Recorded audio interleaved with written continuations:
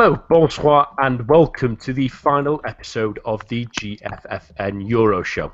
I'm your host, Nathan Staples, and joining me this evening are European football writer Michael Jochin and GFFN writers Eric Devine and Philip Argil.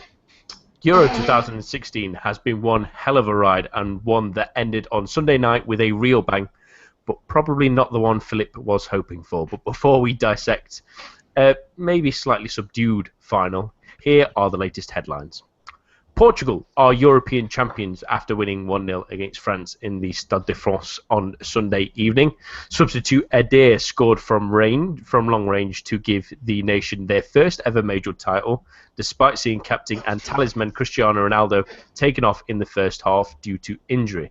Head coach Fernando Santos told ESPN after the game that he had an amazing group of players and that they always believed they could win the tournament. This also marks the first time France have lost in a major tournament on home soil. There were happier times for Didier Deschamps' men back on Thursday when they beat Germany 2-0. A double from Antoine Griezmann, one coming from the penalty spot, sent Les Bleus to the final. Deschamps has now also announced that he will be staying on as manager despite the defeat in that final on Sunday. Portugal also showed their strength in the semi-finals on Wednesday as they powered past Wales. Goals from Ronaldo and Nani within a 3-minute spell gave them safe passage to Paris, where they ended their hunt for their first title. And that's all for your news, but remember, head on over to our website at www.getfootballnewsfrance.com and follow us on Twitter at GFFN. We start with that final 2 nights ago, and it was so near but yet so far for France. They managed to power their way through to the final in the Stade de France, but they could not complete the job. Philip, how tough was this one to watch? It started off fine, not as spectacular as against Germany. Great news was that Cristiano Ronaldo had suffered a knock. I believe it was against a clash of knees. But like I've heard many times before, is that Portugal tend to play better without Cristiano Ronaldo, and they were an extremely solid unit. And as the game wore on, you felt that it just wasn't, it wasn't meant to be. So it was a header by Griezmann, nicely saved by Rui Patricio. A couple of other chances as well, and it just was extremely difficult to get any space between the lines. I thought that we were much more comfortable doing that against Iceland than against Portugal, and that's when you see that you have quality players. An extremely talented manager who knows his guys, and the space between them. I mean, we didn't see Griezmann, and I didn't feel he had a particularly good game. We didn't see Payet either. Giroud tried a lot, but he was alone, and he was alone for a very long time. So it was it was harsh. It was harsh, and when I was watching the game, I was actually thinking, this is going to end on penalties, and we know that Lloris, a bit like Barthez back in the day, is a wonderful shot stopper, probably one of the best in the world, but on penalties he's not that great. So I wasn't really distraught when I saw that goal go in, because I actually thought that Portugal would beat us on penalties. And as Rui Patricio had an outstanding game, great save from that Sissoko shot. Sissoko had a great game actually. I forgot about him, but he was probably the man of the match. So yeah, it wasn't, and it was a good shot from distance, but it was coming. Not enough chances, not taking our chances. Gignac probably should have scored, but fine margins. So yeah, it is disappointing. Yeah, and wasn't the most exciting of finals, Michael, but France never seemed to get out of second gear, did they? Well, yes, and I think that the tactical decisions made by Didier Deschamps didn't really work, to put it mildly. And the biggest problem for me was the position of the midfield, and especially Paul Pogba, because actually Pogba played in a role of N'Golo Kanté, and when you think about it, Pogba is not a good Kanté, so France lost twice. They didn't have the real Pogba in central midfield, and they also had a subdued Kanté as Pogba in defensive midfield, and those two positions were very crucial. Actually, when you look at it, also when Eder scored that goal, the man who should have closed him was Kanté, but Kanté was on the bench, and Pogba didn't do his job there. Eric, let's talk about that midfielder and the position of Pogba in that 4-2-3-1 that Deschamps has utilised since they moved Griezmann more into the centre of the park. He didn't have the best of games, but it's not really his natural position, really, is it? No, I mean, he's always played in a more attacking role, whether it's as an outright number 10 for Juventus on occasion, and even for France on rare occasions, or on the left or right hand side of a 4-3-3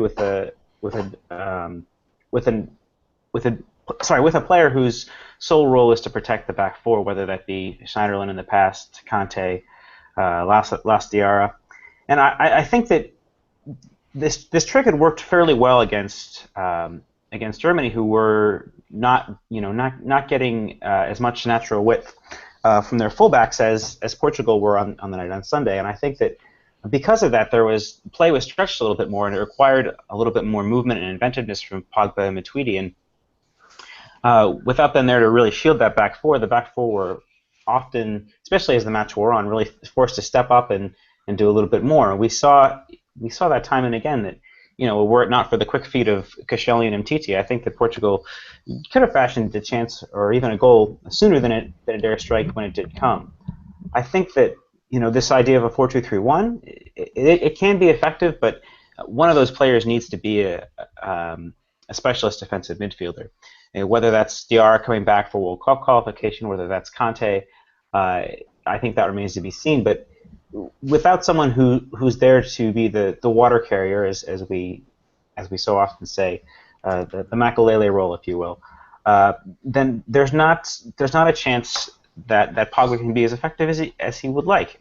He showed great discipline and great character in terms of doing his defensive work against Germany, but against a team that doesn't want to have possession of the ball, such as Portugal, who are going to try and hit you on the counter, play long balls to Nani and spread play to the fullbacks, he wasn't nearly as effective either going forward or in defense. And we saw that, as possession football becomes less and less of a conceit in this modern game, I think in the tournament as a whole we saw that the effectiveness of France playing in this 4-2-3-1 with Pogba and Matuidi is that too. It's just was only going to continue to diminish, and in some ways, after that initially impressive-looking spell from France at the beginning, I think you really had to think that the way that things came off for the midfield too was all but inevitable. Can we talk about the Germany game for a moment, because I think it had a massive bearing on the side that Deschamps picked up for the final, which was basically unchanged. And I reckon that's why he went for the same starting 11. And I thought we were fine against Germany, but moreover we won the game. And honestly, I thought we deserved to win the game on Sunday as well. But I can fully understand why Deschamps picked the same starting 11, who didn't strike me as having a particularly great game against Germany. I saw some of the ratings. Absolutely. I mean, I was actually. I know. I'm pretty tough on the ratings, and I complain a lot whenever the game is a bit slow. But I saw some guys giving 9 out of 10 to Griezmann. Given the first half he had against Germany, I thought it was a bit much, and I kind of thought there was some talk all over the country that okay, we beat Germany, something we never do. We're going to meet Portugal, a side we always beat. We're champions of Europe. So maybe this had an effect. And I'm not quite sure if had Pogba been on the side on the pitch against Portugal, it would have been any different. It is extra time. People are tired. People have penalty shootouts all over their brains, and they don't really not really thinking straight. It really is fine margins to me.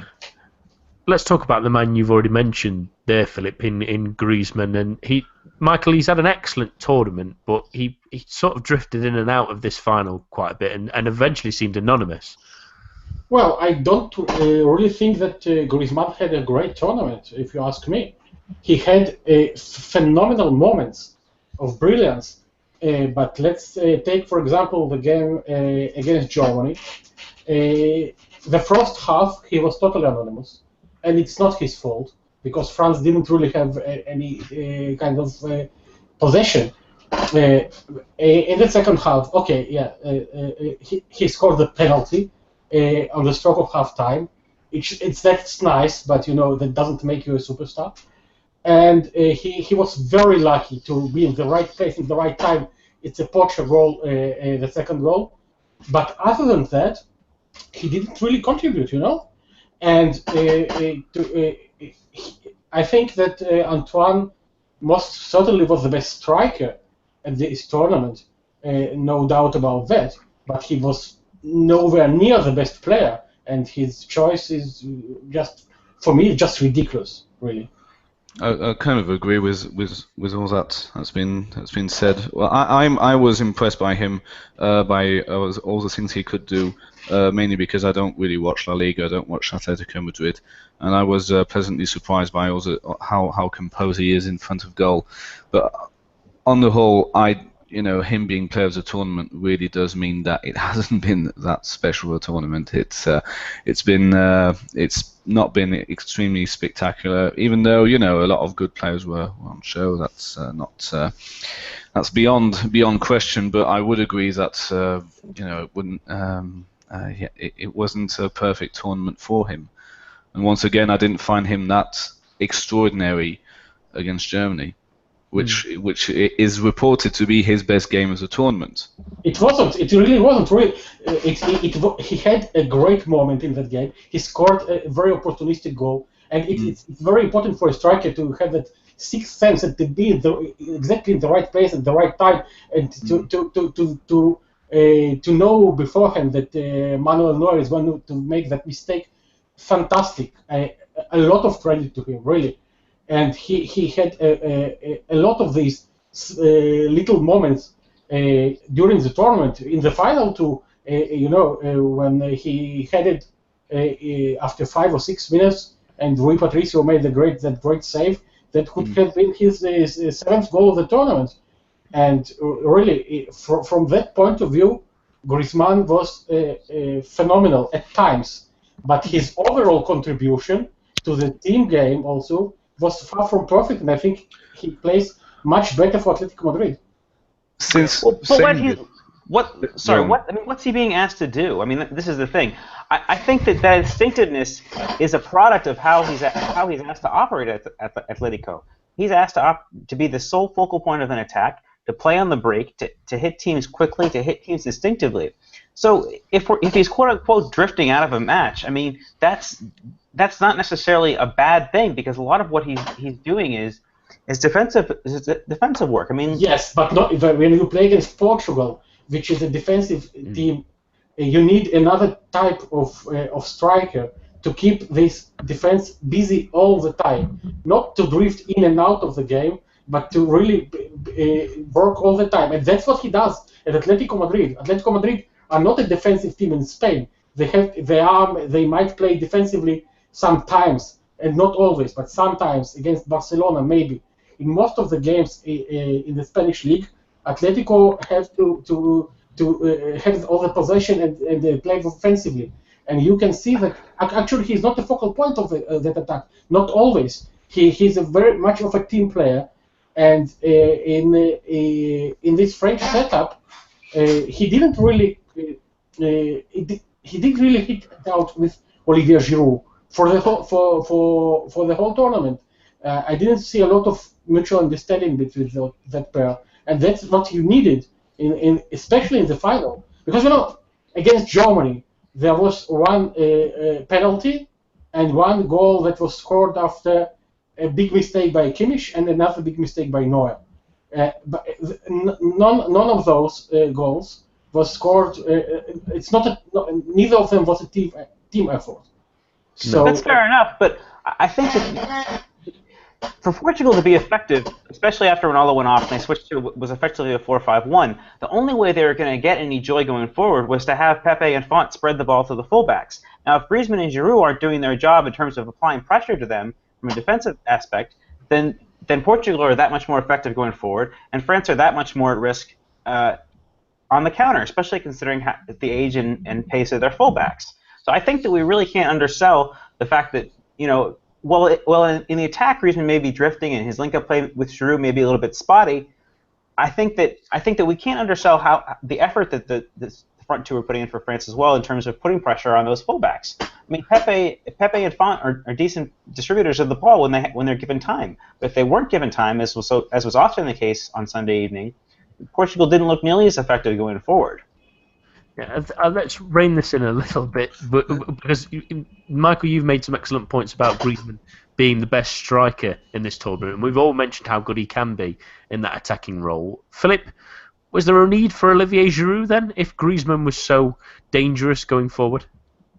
Well, yeah. I mean, I find there's a judgment of Griezmann and Giroud playing together extremely harsh. And I thought it was good. We saw it against Ireland, against Iceland, and there were some decent phases in the final. Not that many, but I think it was more of a case of him being nullified and Fernando Santos having a great plan to counter them, rather than Griezmann or Giroud not playing well. I mean, I believe that these guys do play well each other. And let's not forget that Griezmann was not playing in his preferred position, which is as a number 10 or was a second striker until the knockout stage. So yeah, I'd actually keep the same formation and personnel, because I thought it was winning. But you can't win against everyone. The same formation. This Pogba in the Conte position. Probably not. Yeah. Probably not. I wouldn't change. I don't think there's anything else Deschamps can do. Say we have a qualifier tomorrow. I think I'd play those two. Well, I think and this might sound very strange, because Moussa Sissoko was the best French player in the final. That does sound strange. Yeah, but his play, if you look at it again, it was very individualistic. He took the ball and he ran with it forward, and he did put a lot of pressure on Portuguese defense that way. But Payet is a somewhat individualistic player, and so is Sissoko, and so is Griezmann. So when you put Pogba out of the equation and put him very, very deeply, so deeply that he can barely pass any decent balls to Griezmann and Giroud, well, the strikers are left without balls altogether, because Payet gets the ball, he runs forward, and so does Sissoko, and you need a playmaker. There was no playmaker. Pogba can be the playmaker. Payet, when he plays centrally, he can be a playmaker, but he was playing wide. Sissoko was playing wide, and you need someone in the middle. I would put Kanté on the pitch. He is a brilliant defensive midfielder. I would put Matuidi much higher, together with Pogba, and then you have to put someone on the bench, and that's either Sissoko or Payet or Giroud, one of those. And that's the question. So Griezmann would be on the bench. No, Griezmann would start. He was saying no. Griezmann must start, of course. If they sacrifice the central striker, Giroud, I wouldn't do that, but that's an option. Theoretically, that's an option. And then Griezmann play the central striker. Or, eventually, when you look at the game, I think, and that might sound very strange, but I think Sissoko should have been benched. See, I disagree with that. I think that in order to liberate Pogba, he needs to play next to a defensive midfielder. I think that Blaise Matuidi should be dropped in Maybe. place Actually, me too. in place of Conte. Matuidi's a wonderful player and he's had a wonderful career, but let's face it, he broke in with Saint Etienne when he was 19 years old. He's been playing this high energy, high action running style for a good 11 seasons now. He's 30 years old next year, and I really have to question, especially on the evidence of this tournament, how all these matches he's been playing with PSG over the past 7 or 8 years since he moved there, or sorry, 4 years. He moved there in 2011. My mistake. I really have to question what toll it's taking on his body at this point. I think that, even when he just didn't have the most effective tournament, even after having been rested in a match. And he wasn't the player we see at PSG. He wasn't the player we've seen in the past for France. And I think that in this final, with that Thursday to Sunday split, the Europa League split, if you will, I think that made him that much more tired, and that Conte should have started in his stead. Maybe, but you have it's also you have to remember that Matuidi was also not exactly playing in his natural position. He's a box-to-box player who wasn't allowed by Deschamps to do those soldiers forwards. He also played in a very withdrawn position. I would. To me, he can't play. Go on. Sorry. Yeah, go ahead. To me, he cannot play another position on the left-hand side of a 4-3-3, which he has done for all his career, and we've seen that he's quite limited when he's not being played in that position. And I don't, and I agree with Eric. He looks extremely tired. He looked extremely tired against Manchester City. I mean, he is starting to get on a bit. Sorry, and yeah, maybe it's a case of him being a very having a high energy game, and that at the end of the season he's just tired, which is fair enough. But for some reason, Deschamps has his names and his undroppables, and yeah, he must be one of the first name on team sheet. But I'd agree, if we are playing a 4-3-3 with a flat midfield trio, I probably wouldn't put Matuidi in his position. But if he is going to play anywhere else or in another formation, I'd drop him. I think you make an excellent point, Michael, about the two-man defence, and yes, it clearly restricted Pogba significantly in the game, but it seemed to restrict Matuidi a little bit as well. It was almost as if he didn't want to plough too far forward in case it was sort of limiting Pogba even more. It was almost as if neither wanted to go and fill that role that they usually do, and instead almost half-assed doing both sort of roles of Pogba thinking about going forward but deciding not to, and then Matuidi sort of venturing forward but thinking he's got defensive responsibilities.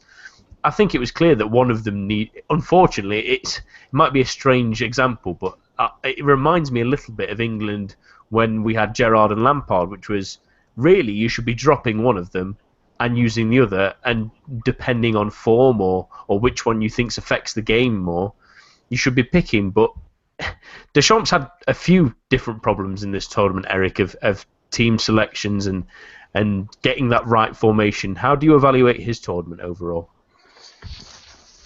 Better than expected, to be honest. I think that he displayed sort of a messiness in terms of his tactics and team selection prior to the tournament, and I think that he managed to get things right to be effective enough. I think that France were wonderful against Iceland. They were effective enough against against Germany, if not a little bit lucky. And we saw him sort of work out the bugs, realizing Griezmann can't play wide, realizing that Payet needs a little bit more freedom, Pogba needs to be moved into the right position. I think he showed a level of understanding in the tournament that impressed me beyond what we've seen from him in the past. But still, the decision to play this 4-2-3-1 with Matuidi and Pogba in front of that back four, I think, severely drops his grade, if you will, from what I would have said as a B+, A- to probably a C. I think that playing that midfield that way really puts a damper on what had been a bright tournament, because I do think that he got most things right throughout the tournament. Michael, it's good because he did make the change, the swap, only in the at halftime of the first knockout stage from 4-3-3 to 4-2-3-1, and he really does react to situations. Not in the final. Sorry? Not in the final, yeah.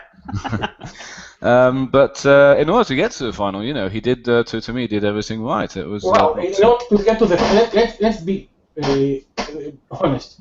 In order to get to the final, France only had one tough game against Germany in the semi-finals. All the rest is just a warm-up.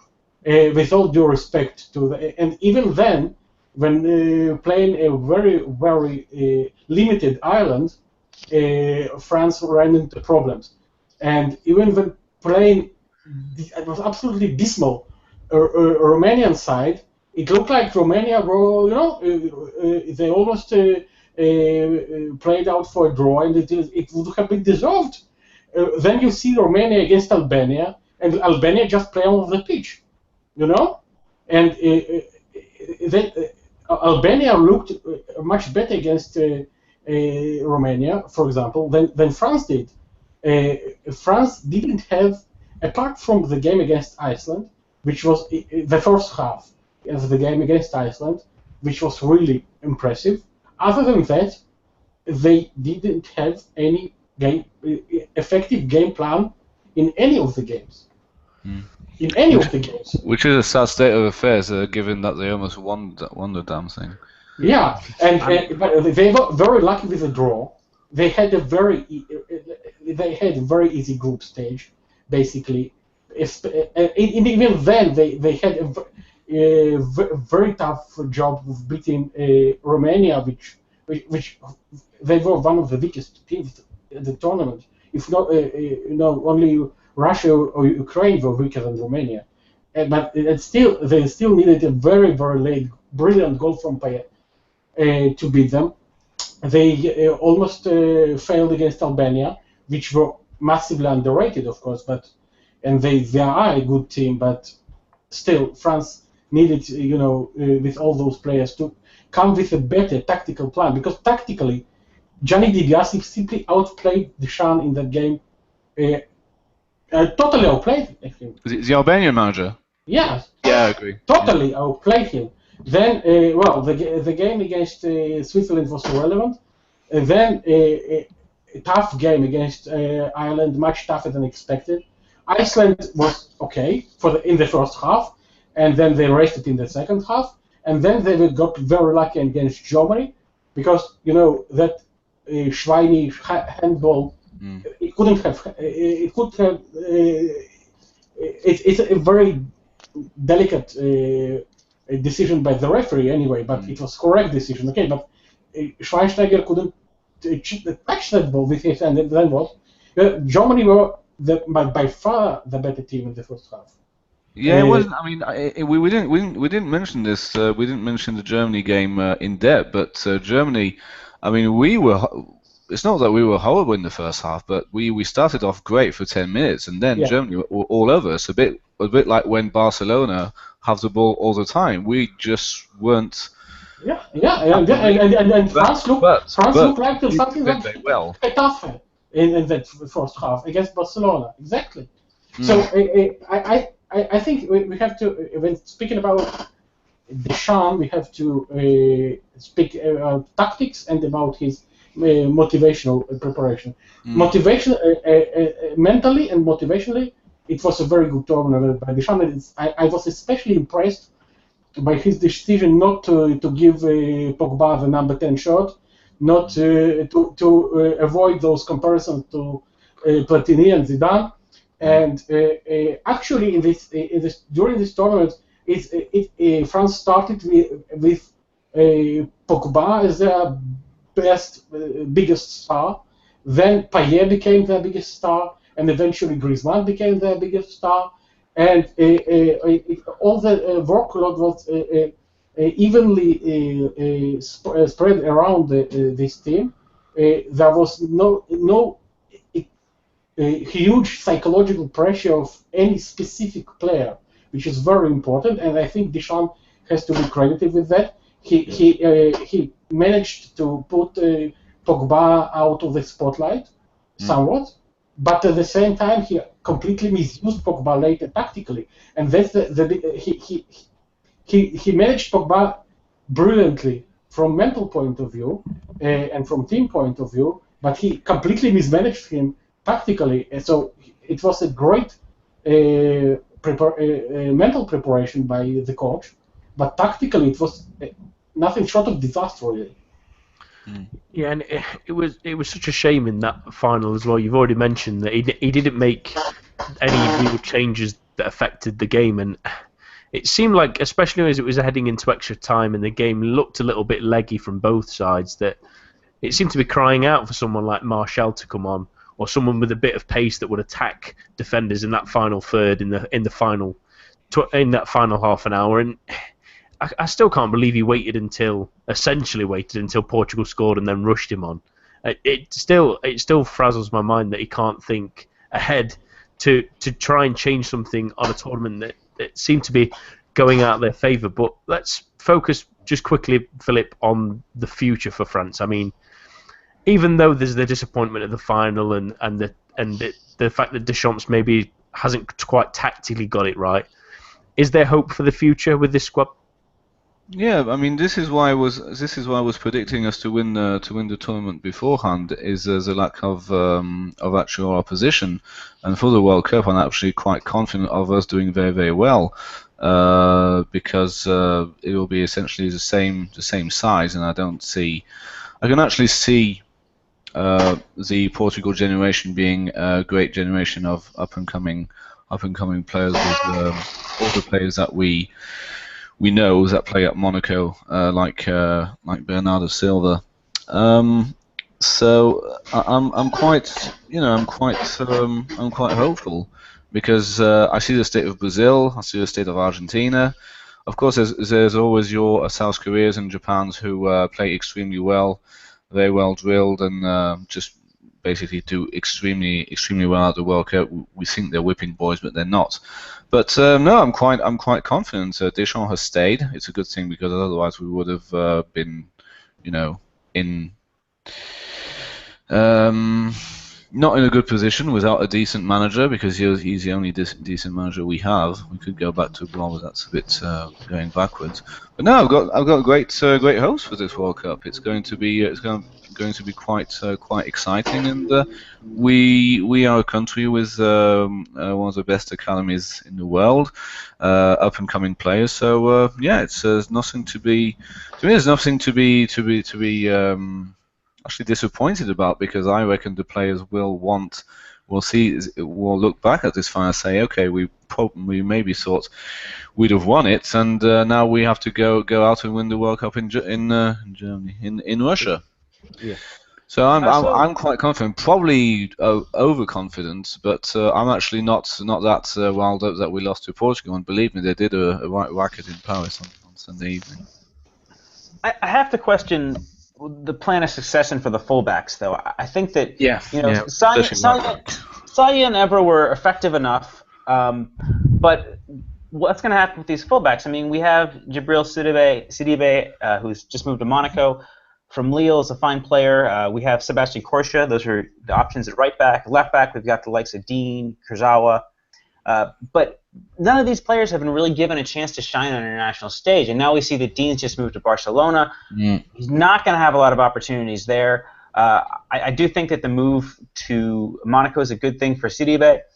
And Corsia will likewise continue to do well at Lille. But, you're looking at a group of players who don't have a lot of experience, and yes, they'll have the opportunity in qualifying to get that, but this isn't an easy qualifying group. I mean, Netherlands, have had their ups and downs, but Sweden likewise. But either of those teams are tough on their day, and I think that France are going to have a lot of introspection to do over the next 6 months to a year to really look at who's going to be the team to lead them into this World Cup.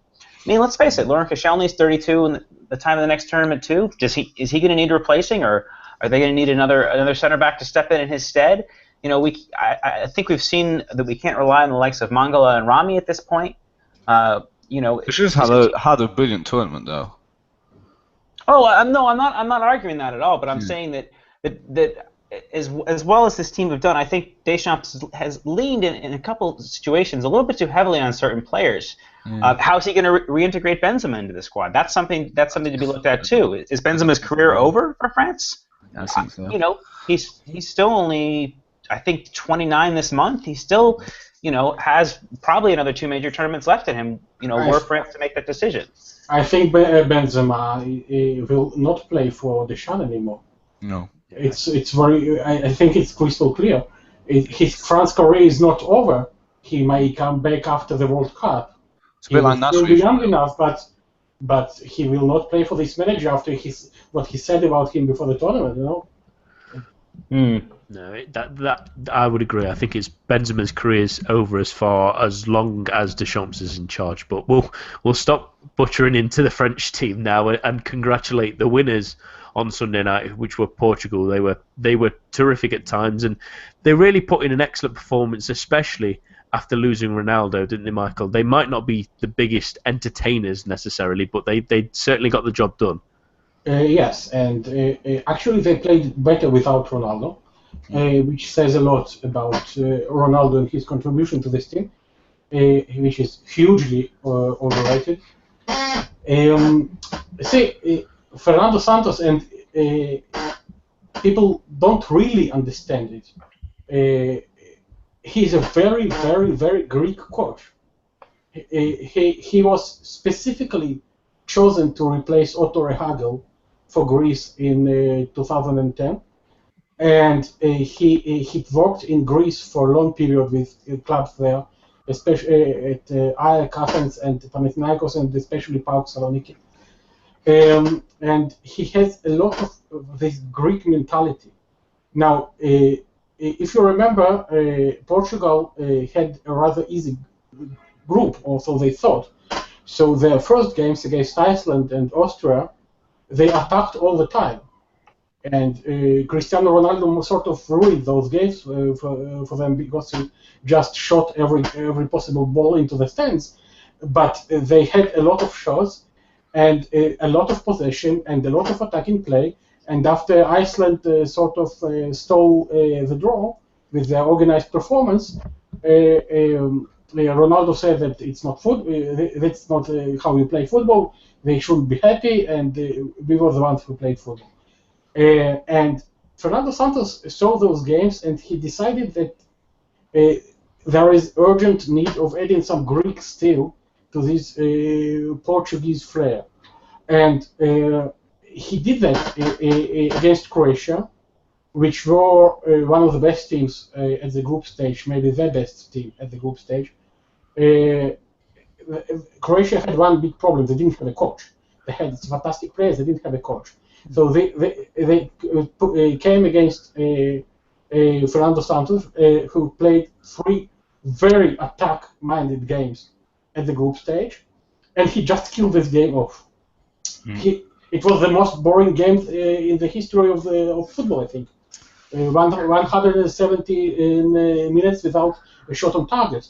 But after that worked, and after he managed to win against the best attacking team of the tournament, he decided that this is the way to go, and he killed the game against Poland, he killed the game against Wales, and he killed the game against France. Very much Greek style, and it is the same style he learned and he loves from his previous years. So Fernando Santos proved to be a very, very versatile coach. He played a very attacking game at the group stage and a very defensive game in the knockout stage. I actually thought that Portugal gave it a good go offensively against Poland, but that Fernando Santos realised that Poland were even more defensive than he is, if that even is possible, and that Portugal was more likely to get a goal in that quarter-final, but it was decided on penalties. That Portugal would progress, but I agree. It's been a very dull campaign from a side that is just well drilled, well organised, have a great goalkeeper, a great centre back, a good hopeful young player in Renato Sanchez, I thought, and well, that's about it. I can't say they have a world class players up front, aside from Ronaldo, of course. But like we mentioned before, Portugal played better without him. I wouldn't actually, I don't actually envy Portugal to have the likes of Nani, Quaresma in their side, or even Eder. I mean, we watch him every week for Lille. He's fine, but he's not exactly world class. So, it's been that kind of tournament where the side that are extremely organised you just have to beat what's in front of you, and nobody has been able to do that with Portugal. And Fernando Santos has to take all the plaudits. I really mean all of them. For these type of game plans. Of course, he was lucky. I mean, he did win a penalty shootout against Poland, and he was lucky against Croatia, of course. Yeah, I didn't watch that game, but I always thought it was. Oh, you are lucky. Yeah, you should. Yeah, that's what I was told. I was told by many people. That. Yeah, I have to agree with Michael's sentiment. That might be one of the worst games I've ever seen in football. Even worse than Paraguay, Japan in. No, it's worse than Paraguay against Japan, because in Paraguay against Japan we don't have that many expectations. Croatia against Portugal, with all the talent on the pitch, it was supposed to be one of the best games of the tournament. Yeah, it looked good on paper, yeah. Yeah, it's wonderful on paper. It's phenomenal on paper, and then you don't have a single shot on target for the whole 2 hours. It's incredible. But you also have to. It's very interesting to see that Fernando Santos should get credit for another very interesting thing, and that's a revolutionary change of tactics for Portugal, because Portugal have always played 4-3-3 with wingers, and they have good wingers. They don't have good strikers most of the time, central strikers, but hey, they always have good wingers. And in this tournament, from the start of it, Fernando Santos decided that he will not play with wingers at all. He changed it to a classic 4-4-2 and put Ronaldo and Nani in the middle. Nani in the middle it sounds like science fiction, but Nani played exceptionally well in that position and had 3 goals, 2 assists, and he basically made that decider against Croatia with his pass to Ronaldo. So it's really extraordinary, and it's 50 years after Alf Ramsey had his wingless wonders at the World Cup in England. Portugal arrived with their own wingless wonders to this tournament. And you mentioned that, Michael. That's a nation that's famous for the players like Eusebio and Luis Figo, very beautiful style of football, and he brought that defensive style, and it really changed. I don't want to say their culture, but it just sort of seemed to click, and finally their team seemed like it was almost seemed to meant to be in that formation. And Eric, I want to talk about their defence, because it really was terrific at times of this tournament, and again they were superb at times in the final as well.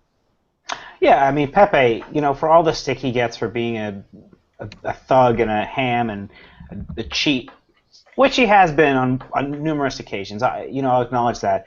He's still a wonderful player. There's a reason he keeps Rafael Varane out of that team at Real Madrid. His positioning is incredible. His strength is good. His anticipation. Even at 33, 34 years old, he's still an incredible player.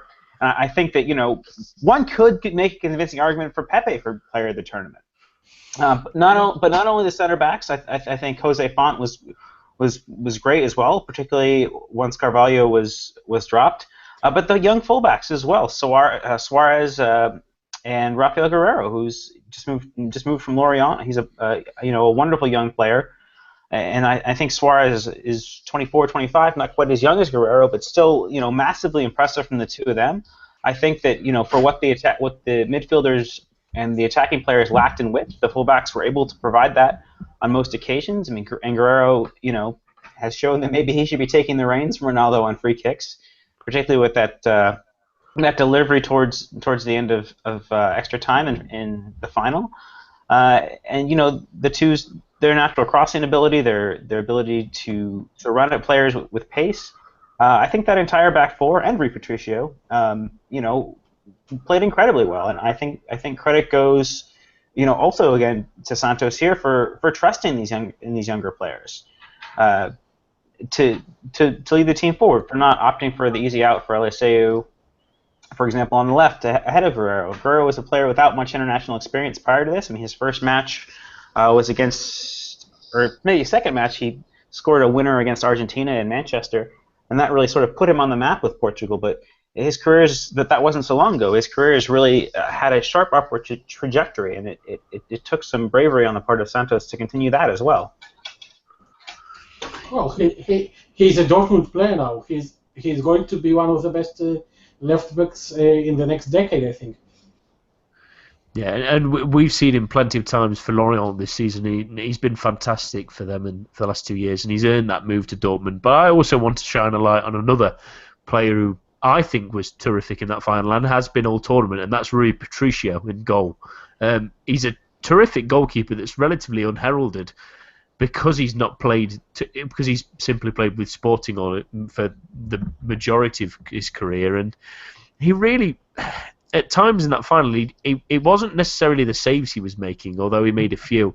It was the command of his box every time a cross came in. It was his. It was. I know it might sound slightly strange, but it's a classic. It's something you see in the English game a lot of a keeper coming and claiming those crosses, and it brings such a pressure off the defence. And I thought he was excellent, and he really helps that Portuguese side. If they break one line of defence, they know they've got him behind them, and to have someone like that who was pulling save after save after about during the knockout stages, he was really terrific, and many plaudits that defence and his stewardship behind them. But just to finish on Portugal, Philip, I wanted to talk about Nani. Michael's already mentioned how well he played, and he's someone I know plenty well as a Manchester United fan, and got plenty of my ire, especially towards the end of his career. But he had a time at the club where he looked like he was going to kick on and be a terrific footballer, but never quite happened. He had that resurgence in this tournament, hasn't he? Yeah, he's I thought he clicked better with the team in the midfield generally, and looked he's not the star that Ronaldo is, but he was regarded in my opinion as a second one, as being a very very talented tricky player, being by his crossing, his passing, and his finishing. But the thing is, he hasn't had the chance to score many goals. So he didn't mope around. He didn't moan. Despite Portugal being allegedly very defensive against Croatia, not all that great against Poland. And I'm actually forgetting the semi-final. What was the semi-final again? Wales. Don't forget Wales. Yeah. And he was actually quite. Yeah, actually, I remember now. He was actually quite good against Wales. So no, probably not as an achieved tournament like Rui Patricio or Pepe have had, but still a very decent one for Nani. Yeah, and I just want to very quickly say that Michael made a good point about him being surprisingly put in that central role, but I was surprised by how well he played it. No longer did he frustratingly cut from the wing into the middle of a pitch to try and curl a left-footed or right-footed shot into the opposite top corner. It seemed like, because it's restricted from having to play out wide, he couldn't do his signature move, and he frustrated a little bit less. But terrific tournament from Portugal. They thoroughly deserved to win the final, especially. What did we all think about Cedric Soares, the right back? Yeah, Eric's already mentioned that he had a really good tournament, didn't he, Eric? Yeah, I think that he's really blossomed. I mean, he was someone who wasn't even started consistently from Southampton after coming over, and I think has just really come on in leaps and bounds. Yeah, and we'll move on now to our final section of the evening with a kind of review of the tournament and a couple of little awards. So we'll start with the team of the tournament. That can be anyone who's impressed you, or from anyone, no matter where they ended up and finishing. Eric, I'll start with you. Who's your team of the tournament? Sure, I've gone for a 5-3-2. This was a very defensively oriented tournament, so that only makes sense. My goalkeeper is Roy Patricio. Right back, Joshua Kimmich. I think he's been made a huge difference for Germany, and with him and Hector, they really have fullbacks for the next, 2 or 3 major tournaments. I think Pepe, we've already mentioned. Chiellini, what more can you say? Fantastic passing, great defending. Ragnar Sigurdsson from Iceland, I thought had a lovely tournament. Maybe not the best match against France, but was absolutely majestic in the knockout stages and against England. Left back, Rafael Guerrero. In midfield, I have Aaron Ramsey. His passing and energy was key to what Wales did. Andres Iniesta showed that he still has what it takes, even if Spain were eliminated. I think he was fantastic in the group stages. Dimitri Payet, faded a little bit in the knockout rounds, but let's face it, without him, France could have faced a much tougher draw in the knockout rounds had he not performed the way he did in the group stages. And my 2 forwards are Antoine Griezmann and Gareth Bale. Michael, is there anyone from that list you think is missing, or you would add to that kind of team of the tournament? Well, yes, of course. Although that's a very good team, and you can ask 1,000 people, and you will get 1,000 teams of the tournament. Yeah. So I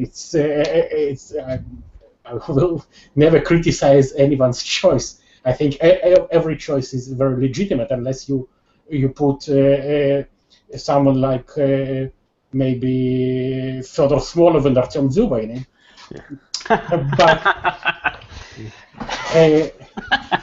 sorry. But my team is my team will be in a 3-5-2 formation, which was highly successful in this tournament. It was used both by Italy and by Wales. Mm-hmm. And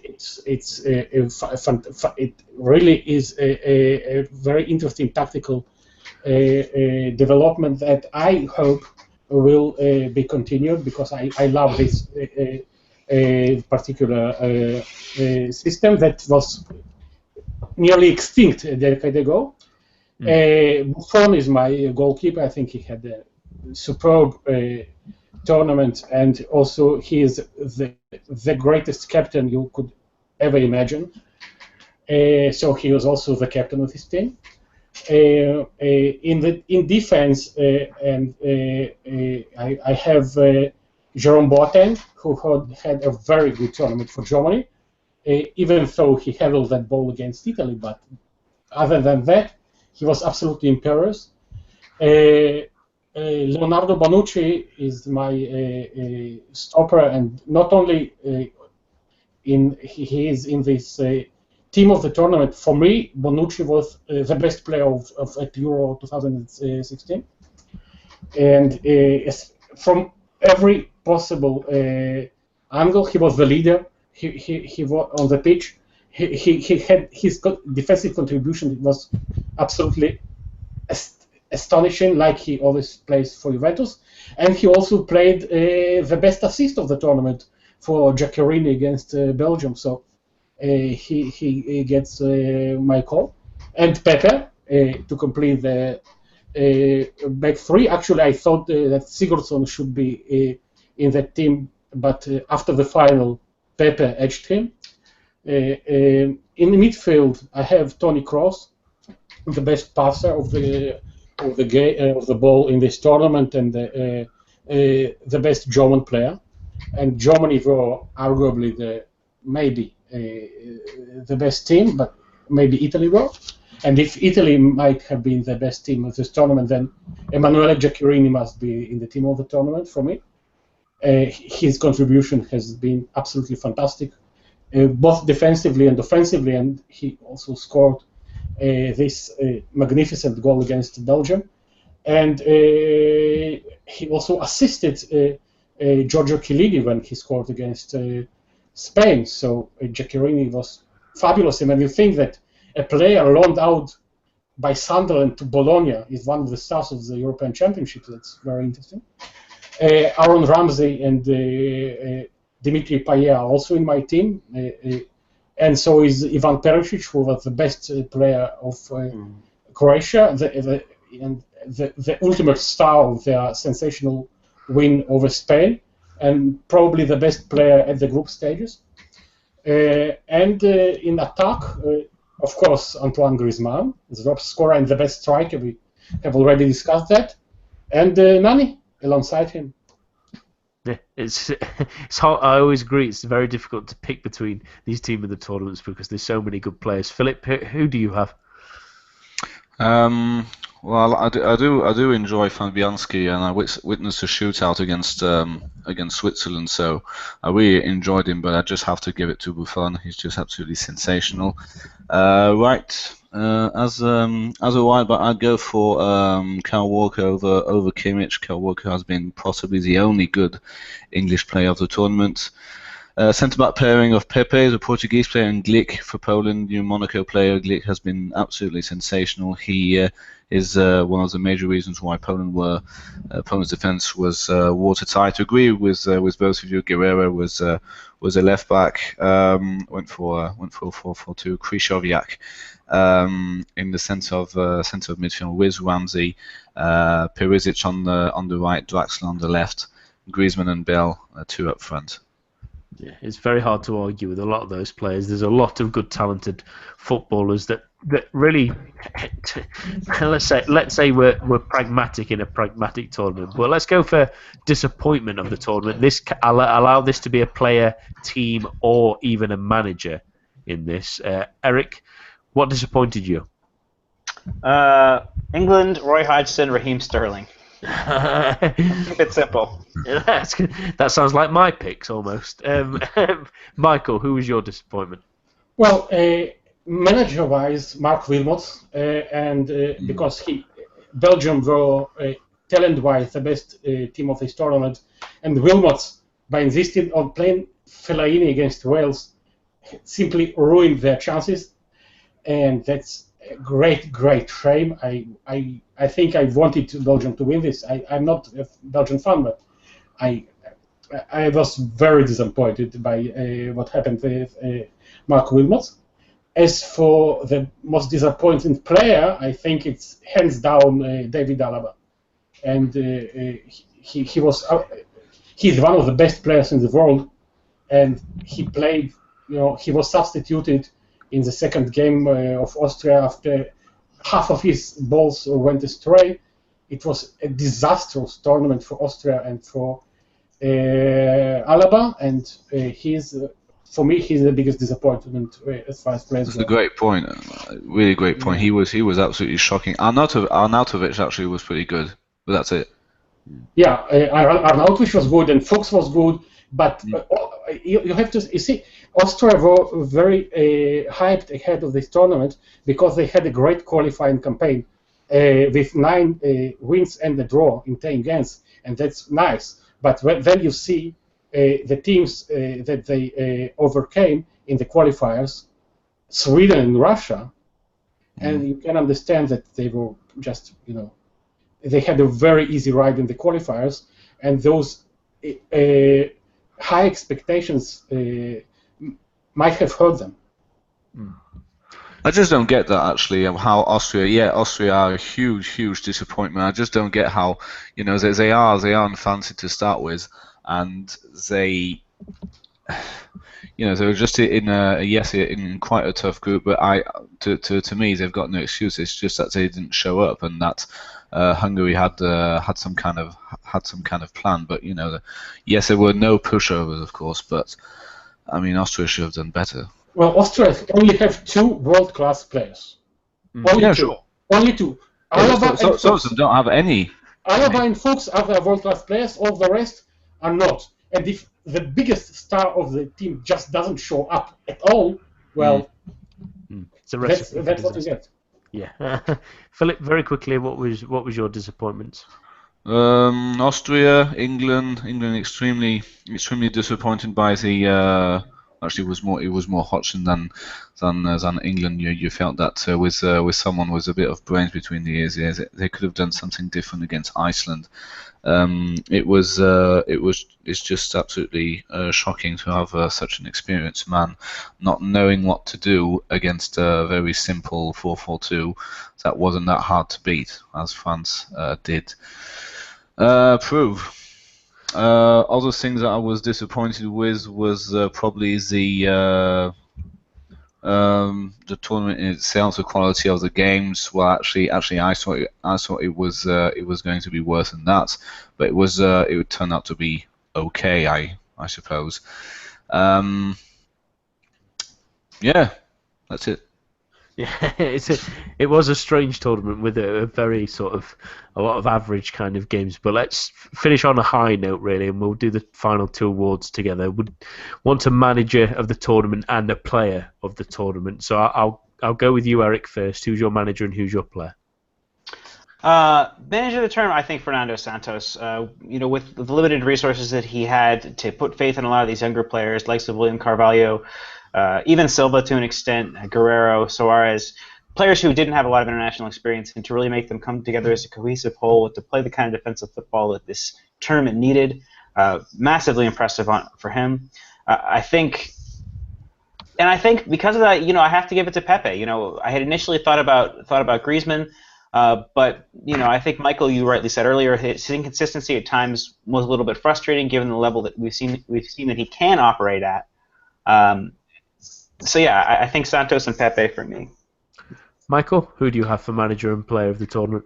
Well, the game I enjoyed the most at this tournament was the half I enjoyed the most at this tournament was the first half of Italy against Spain in the second round, and that was a real spectacle of football. And Antonio Conte is my coach of the tournament by a huge distance, really. And I would put the Lagerbäck and his Iceland assistant in the second place. But Antonio Conte has done an absolutely terrific job. And Leonardo Bonucci is my player of the tournament. Yeah, it's hard to argue with Leonardo Bonucci, a defender who played terrifically and even set up a goal. It's a bit of he's a multitude of talents. Philip, your manager and player? I would still go with Fernando Santos for winning the tournament, but Conte is indeed a close second, and Pepe for centre back because he's probably proven that he's up there with one of the best in the world, and he's been excellent. Yeah, but you have to remember, by the way, that it was Pepe who was turned like an amateur by Gignac, who hit the post in the injury time of the final. And if Gignac scored that goal, then Pepe would be nowhere near your choice. Yeah, but Portugal won.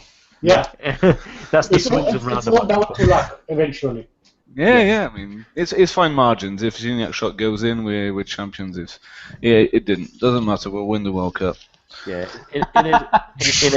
in a strange tournament, I think that it's tempting to go with Conte as manager, but I'm going to go with maybe a slightly outside choice and say Chris Coleman of Wales. I think he tactically got it right in a few games, especially against Belgium. He maybe was a little bit weak against Portugal, but the way he's motivated this side and continued the very good work of Gary Speed, may he rest in peace, and he really worked that side and carried on building, and Wales gave him the time that he needed, and they've really, really impressed and done absolutely sensationally. And my player, I'm also tempted to say Pepe, but I think I'm going to go with Bonucci. I think Bonucci, I don't think I've seen a more well-rounded player in this tournament than Bonucci, defensively and even creatively, and even scoring a penalty. It was a bit mental at times, but he really, really shone, and there's reasons why someone like Manchester City is looking to pay 50 million euros for someone like that now. But that is it for the GFFN Euro show. My thanks to Michael, Eric, Philip, and to every one of you listening at home this evening and listened